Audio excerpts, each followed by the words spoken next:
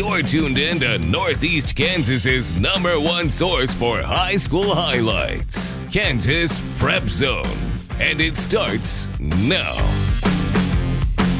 Good evening and welcome to Kansas Prep Zone alongside Jonathan Deutsch. I'm Chris Lilly. There are only 2 teams left in the Centennial League that have an unblemished record, and that goes away after tonight, Jonathan. That's right, Chris. That sets up our Academy Sports and Outdoors Game of the Week. Manhattan and Junction City both are 5-0 on the year. A lot on the line, including the Silver Trophy. Yes, and these games have been nail-biters as of late. Last year it came down to a field goal in overtime for the Blue Jays to come away winners. We'll see what it would take this week. KPZ Game of the Week at its finest with the unbeatens taking the field. Junction City with the first drive of the game. Ryan Hennington drops back and finds Arias Jones, who's wide open down the middle of the field for the 38-yard pass. And the first touchdown of the game. The home crowd loving it. Oh, packing it in. Yeah, and not to be outdone, Ian Trapp says, hold on a second. His first drive, he connects with Jonathan Taylor for the 59-yard touchdown pass. And Taylor, great first name. Yeah, love it. And he had the sideline Joe catches, and he finished it tied at 7s. The road crowd all in red. Celebrating that great first name, Yep. Jonathan. Ian on the 6-yard line keeps the ball and scampers up the middle.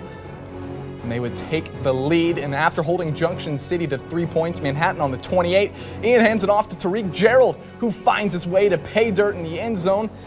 And Manhattan looked like they might run away with it. They were up 21-10 at the half, but Junction City says, whoa, don't go anywhere.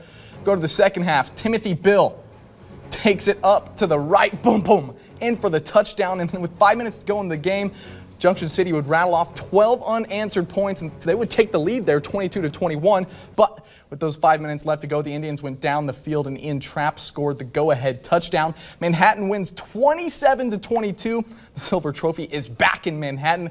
The Indians have clinched a share of the Centennial League title already. And here's Coach Schartz and Trapp after their big win to stay perfect on this season. Junction City come out and stuffed us the second half. We couldn't get anything going. You got to credit them. They really played hard, and it's a fantastic game. These games are always crazy, and just so happened at this time it was our turn to catch a little bit of luck. We tried to been struggling in the second half. We only got one touchdown. That was that last one in the second half, and it was do or die time when they had just scored, and we just came together and we just found a way to pull it out. What a great game. Another big game with league and playoff implications. The Washburn Rural Junior Blues taking on the Topeka High Trojans. Both teams are 3-2 on the year. It's homecoming weekend for T-High. And how about this? Ruth Feander and Corey Thomas, your king and queen. All hail the football team. Hoy, hoy, mighty Troy football. To the game now. Very first play, Jordan White rolls to the right and finds Colin Wilson wide open. Wilson, 64 yards to the house to open the game. You were covering him there. Junior Blues up 7-0. Topeka High answers with a nice drive.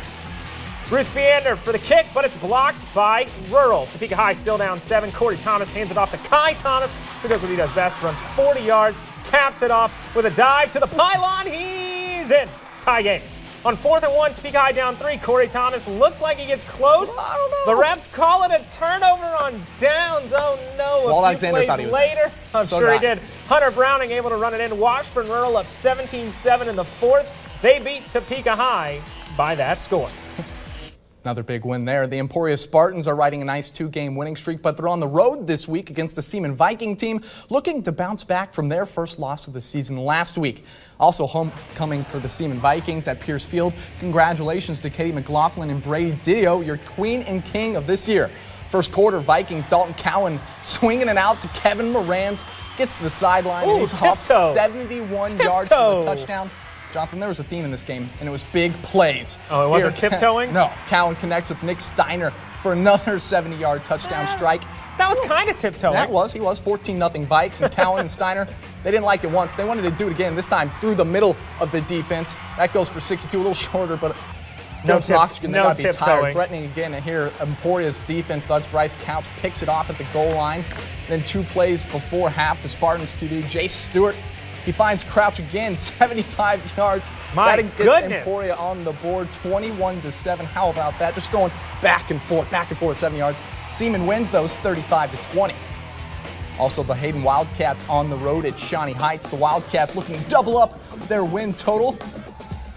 The T-Bird nest, and they're ready to go. Shawnee Heights start us off with Trey Brown pitching into Christian Clark.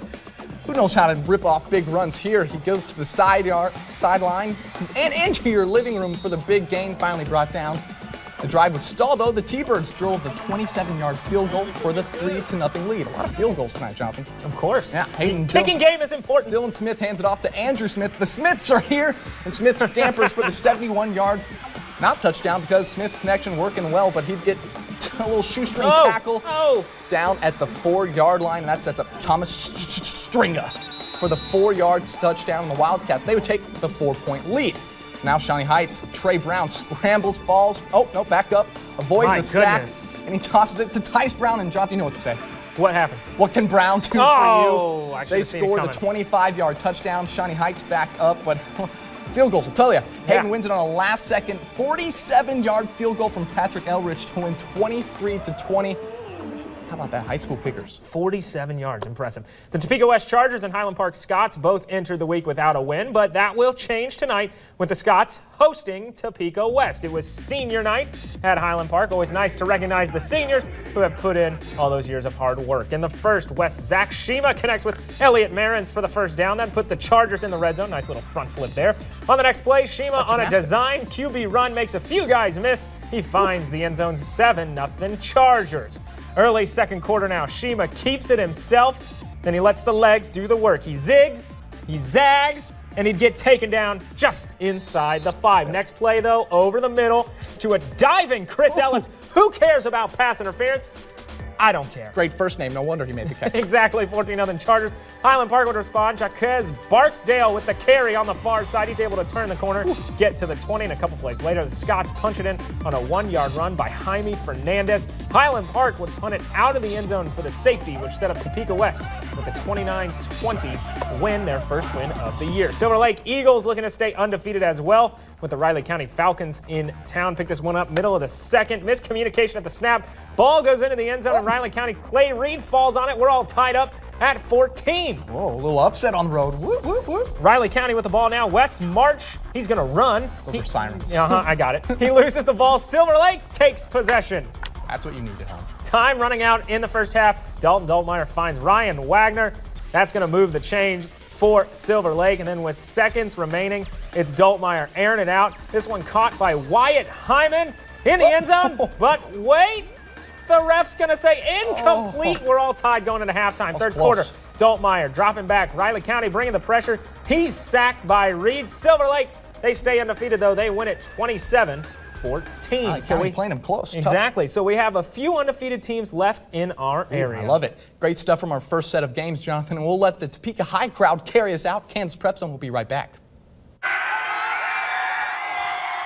You're tuned in to Northeast Kansas's #1 source for high school highlights, Kansas Prep Zone. Welcome back to Kansas Prep Zone. We're only a few weeks away from teams starting the playoffs. Yeah, and while the Rossville Bulldogs are no longer undefeated, they're still the back-to-back defending state champions, and that's where 13 Sports' Brad Peckneck was tonight, the Dog Pound. Last week, Silver Lake ended Rossville's 32-game win streak. The Bulldogs were looking for some redemption tonight against a Burlington team that's coming off a big win against Osawatomie last week. Jake Bradshaw, he'll fake the handoff, run up the middle, puts a shoulder to a Wildcat, and he is gone to the end zone. 7-0 Rossville. Bradshaw, he'll toss it through the hand of a Wildcat defender and finds Wyatt Dyche for 6.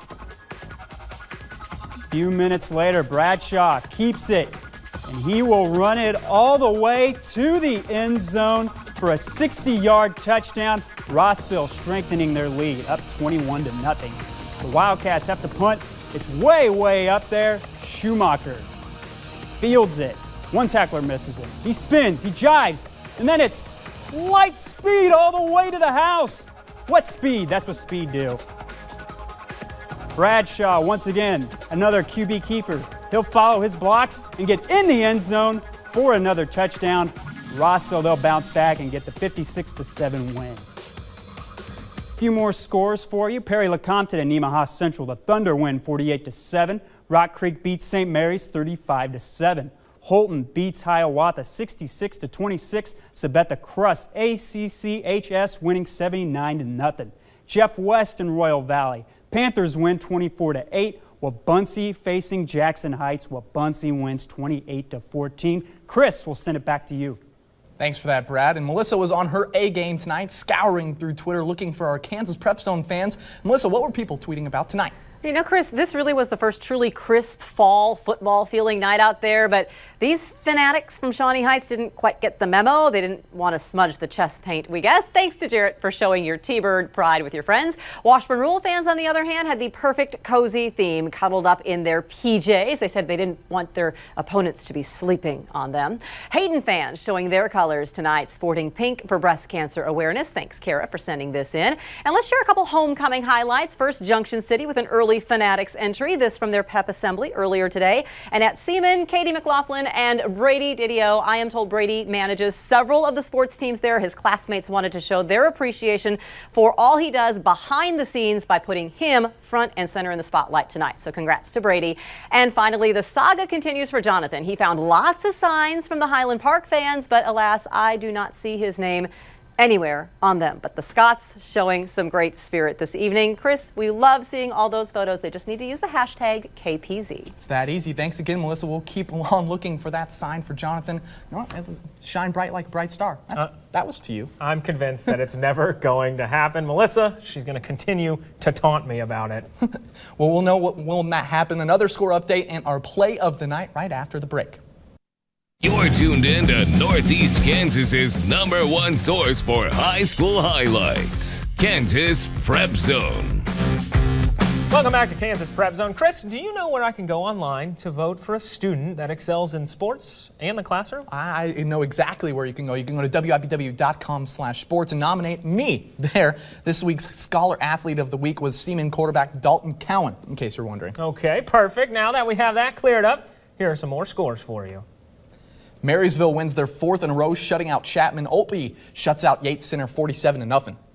Oskaloosa traveled to Pleasant Ridge and won 28-6, and Wamego beats Concordia by 2 scores. The Burlingame Bearcats beat Clifton Clyde 66-20. The Bearcats and Jeff Slater rolling through 8-man there, 6-0.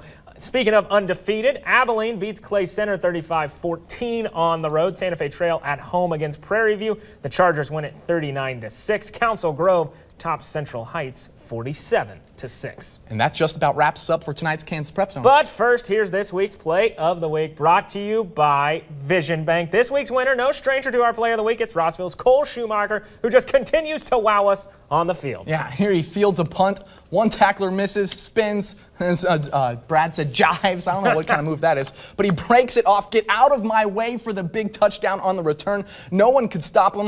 You know, maybe it was a little sunny out, wore a little extra sunscreen, and slippery. Can't tackle him. I don't know. Slippery out. Yeah, maybe we should try that. Yeah, maybe in warm-ups he thought he was going to sunburn. That's why he had the sunscreen on. He was a little slippery. Before we go, we got 2 birthdays we got to mention. First of all, our own Doug Brown, turning, I believe, chief photographer. I believe turning 22 today. Doug Brown, and then also Bill Snyder, the legend, turning 77. He's coaching in his 300th game tomorrow. A lot of great stuff. Thanks for everything, and we'll see you next Friday. That's it for Kansas Prep Zone. Good night.